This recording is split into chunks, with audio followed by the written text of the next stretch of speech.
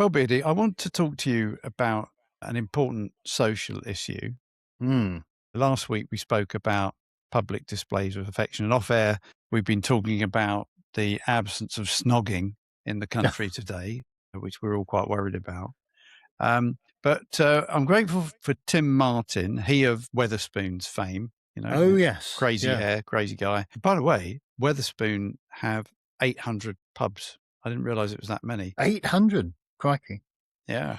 I know over the last few years they've been closing some Okay. and opening others, which is, I suppose that's good business, but it's not the way, when it first started, it's not the way that they were operating. They were just expanding and expanding and expanding all the time, weren't they? Mm. But anyway, sorry, I interrupted you. No, it is interesting. There's a couple in Bristol, probably more actually, and it's one of those. It's a bit like McDonald's, where there's always a Weatherspoons near you, isn't there? It's a funny story though. The one in Bristol is sort of a modern one near what they call Temple Quay, which is being developed near the railway station. Oh, I know. Yeah, You know the one? Yeah. Yeah, I know. Anyway, my wife and I were in Bristol not so long ago. We said, well, look, we don't come into the centre that often, not this bit anyway. Shall we have a spot of lunch? And I said, always an eye for the deal. I thought, why don't we try Weatherspoons? The boys are always saying. You do know how to show a woman a good time. She just gave me this look. She said, are you sure? I said, well, at least let me have a look. So I went into this. It's like a glass fronted thing, opened the front door. And the first thing that greeted me were 12 slot machines, all flashing and bleeping. I thought, she probably was right. So I said to her, I think you're going to miss the opportunity of dining in Weatherspoons. Sorry about that. But anyway, so they do a good curry on Thursday night. Thursday night is curry, or Thursday is curry night. Well, I've been there on occasion, right. Weatherspoons. Have you not been to Weatherspoons? I went the last time. Weren't we in one in Bath together? Oh, we did. You did go to one in Bath. You're right. Yeah. But we didn't have a curry. We didn't eat, did we? We just had a drink. That's their new one, isn't it? Not that we want to be an advert for Weatherspoons. The old post office, I think. That's very nice, isn't it? Yeah, it was very nice. Yeah, and then the other one. I went drag you away from your pink gins and had to carry you home. But that was it. But the other one was in down towards the railway station. If it's still there, I went in a few years ago for my son's stag do. Yeah, and that was more normal. That was not quite so nice, is it? He was sat there dressed as a female cheerleader, and as is normally Saturday night. Then, is it? Yes. So, but anyway, back to the case in point. Mr. Martin is fed up with customers who insist on having mobile phone conversations on loudspeaker. So before we get into the sort of, should that be something you ban in a pub or should we not? I just more generally, what's your view? So the scene, you're on a bus, you're on a train, you're in a high street, you're in a shop, and someone next to you is having that conversation with the other side of the call in the open on loudspeaker. What's your view on that? Why do people do it? Well, in terms of whether they should or shouldn't do it and whether it irritates me, I think it depends upon their proximity to you. So if you're in, if you're in a Weatherspoons and you're in a booth and you're sitting there and you, sorry, and you booth, booth. Have you never heard of some speakeasy club? We're talking about Weatherspoons. The Weatherspoons do have booths. They do have, like leather bonquettes. Where have you seen? Where what? leather bonquettes. Have you not heard of those? Well, you haven't lived until you sat on a nice I've never seen a leather bonquette in a Weatherspoons. I want you to reference these. Where are they? I'll go and find them. Well, they're like, like they used to have in American diners. You've explained what they are, but where are they? Where are they? I think there was, I think they have them in, there's a Weatherspoons in Wells, which I've been to. Yeah, but that's posh. Wells is posh. It is posh. I think they've got them there, and they've got them. Did they not have them? The one we went into in Bath, I think they had. I don't know. I don't. Anyway, if you're interrupting my flow. If you're in those sort of self-contained audio areas in a pub, okay, so that you can't be heard. On tables around you, then I think that's perfect. So if you're in a bonquette, if you're in a bonquette, if you're, clearly, if you've got a voice like a foghorn, Mm. and it travels wherever, then you shouldn't be doing it. But I can understand if you've got the thing up to your mouth and you're quietly talking into it, that's fine. But if you're on a bus or if you're in the middle of an open area, well, I've seen people doing this in doctors' waiting rooms. You're joking. You know, where they're sitting there babbling away, and you're sitting You there are thinking, "No, I'm joking. not. No, no." Do they sort of say, But "Oh, I'm here for my leg"? yeah. I've been having terrible trouble with my lumbago. Yeah. No, I really am. So no, I'm with you, and I'm with him to a degree that people ought to be a bit more circumspect as to Yeah. where they do that sort of thing. And I'm surprised actually that the phone manufacturers haven't actively made sure that their phones don't operate unless you've got it in a ear Well, there are position. some people back to the old days of the original telephones who believe that there's some sort of radiation coming through the earpiece, so that might be a thing. Yeah, But then you yeah. could get a headphone, couldn't you? If you're bothered by that, Mm. you're probably then worried about your headphone. It's a bit like my mother-in-law won't answer the phone in a storm. It's quite funny. So I say to my other half, "We'll ring her then find out when it's raining and give her a call."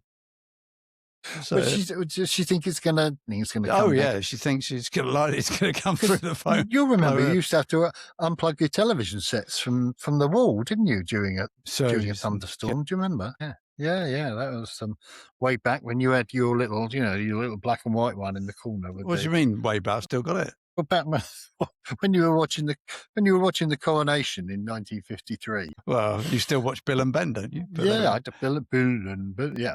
Anyway, Yeah. digress. Yeah. So So, but what you haven't answered, and what I'm keen to understand the psychology of it, why do people feel the need to broadcast their conversation? well, that's our modern world, isn't it? I guess that people feel that everybody else is interested in what is going on in Do you their think they life. actually think that I people who think they so. don't know in the doctor's waiting room are interested?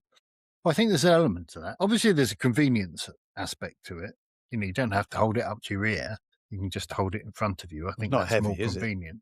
Yeah, it is more. I'll Well, give you that. Yeah, I agree with that. It's more convenient. yeah, yeah. But I do think there's an element of everybody.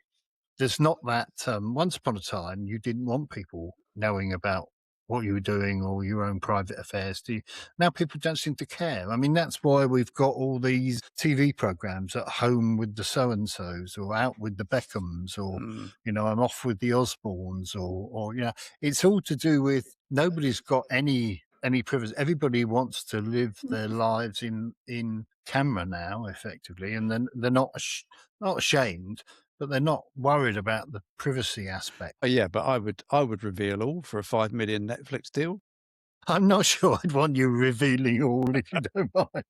Keep it under wraps. It's better kept a secret, Okay. really. No, I do. Yeah, I get. Well, there's money involved in that regard, but there's also this element of. I mean, why do we get influencers on the internet? It's people who feel as though they want to, on the chance, they're going to be the next big thing, that they're going to be Some of caught them up do by well, something. though, don't they? So I'm sure you get them in your feeds as well. These sort of Mm, local restaurant critics, they do it quite well, yeah, and it's reasonably high level productions. yeah. And it's as we know from this little pod, it's tricky, isn't it?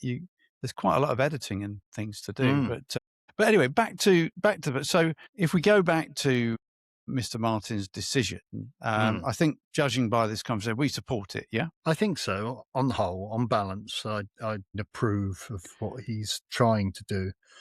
Although Okay. he's not favourite with me, Mr. Martin, because of his Uh, blanket ban on dogs in his pubs, which I find, He banned I don't. dogs as well. He, Okay. What else has he banned? Do we know what else he's banned? I don't know whether he has. No, I'm not sure what else he's banned. He did used to have this ban on the internet at one point, didn't he? But I Oh, think he's relinquished on that because obviously the pressure and the business case for that has meant that mate. he's allowed that to happen now. I don't see many televisions in Weatherspoons. They used to have a thing about televisions, didn't they? Because you couldn't go in there to watch any football matches. I think there are certain areas where they do have I televisions thought now. that's what dragged the punters in. Be able to watch your Well, team and have a couple of pints. not Weatherspoons. Well, now I think it may have changed, but Right. when 10 years ago they didn't have Yeah. television, so they weren't. Okay. Well, I think I think I'm going to ask you in a minute, what else should he ban in the pub? I'm going to give you one because I think it's bad manners. People who wear caps when they're having their dinner. Yeah, I think it's outrageous. That's trying to be like downtown New York, isn't it, really? Especially when they wear them back to front. Oh, it's just he knocking his headphones off. When they wear them back to front, where they look like, I don't know, he'd lose half of his clientele if he banned caps. But when you're having your food at the dinner table, you shouldn't have a cap on, should you? Why does it bother you so much? Psychologically, what is it that, Well, it's good manners. that upsets you about caps? When you come into someone's house, whether it's your own or someone else's, you take your hat or your cap off, don't you? You put it on the hat stand. I think you're living in the 1930s. You put it with the trilby and the bowler hat and if the vicar's been round as well, you have. Well, along with your what was it, rocket or bocket or whatever was it? Bonket, yeah. So don't tell me I've lived in the 30s. You're the Stone Age. Come out, have you got a hat stand inside your door? Then, hasn't everyone got a hat stand? Well, where'd you put your hats then? Well, I haven't got a hat. You must have a hat. No, I haven't got a hat. What about in the winter?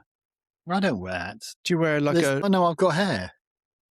What, you mean that strand that's brushed forward? Yeah. There's two strands, actually. There's like two strands. Two strands. Yeah. It's very good. 2 strands more than you've got. But so anyway. No, I don't wear a hat. What sort of hats do you wear then? You've got a deerstalker woolly hats. Got a beanie type thing? Well, if you want to call it a beanie. They are called beanies, aren't they? Yeah. Like Rocky.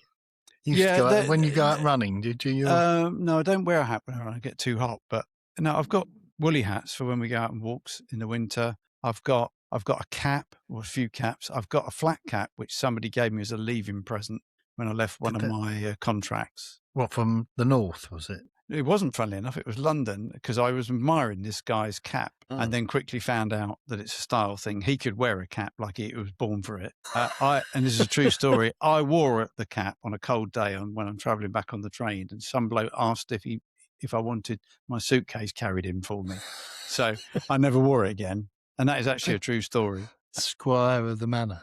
When you get to a certain age and you do not want someone to get up and give you their seat in the train, no, that's just embarrassing.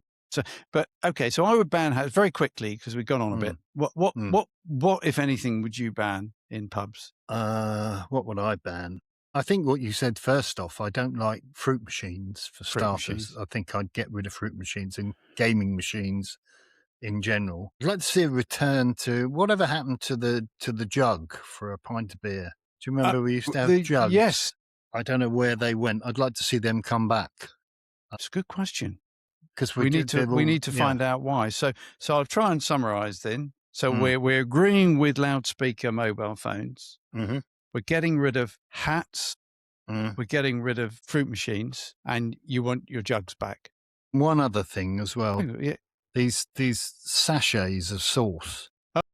We don't like those, they never open, and when they do open, they go all over your shirt. Or, yes. I want a bottle, a proper, or one of those old.